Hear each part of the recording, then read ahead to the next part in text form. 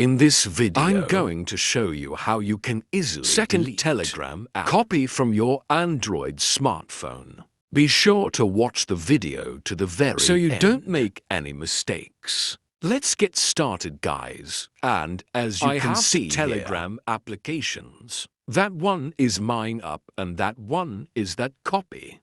And basically, it is very handy feature used to sign in the another Telegraph account on another app, so we can use simultaneously both of these apps with the different accounts signed in.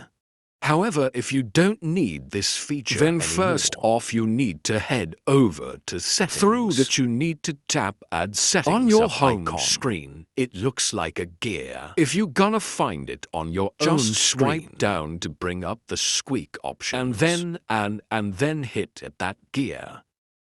Now guys, at settings we need to scroll all the way until define advanced features.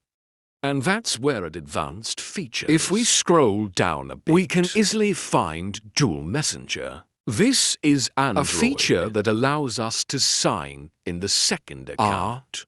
The apps that actually supports this feature by creating a copy of these applications. And now if we enter it, we can easily find at least of those applications here. As you can see, I have two apps activate here. It means that now I have a copy of Telegram and the Messenger applications installed on my Android smartphone.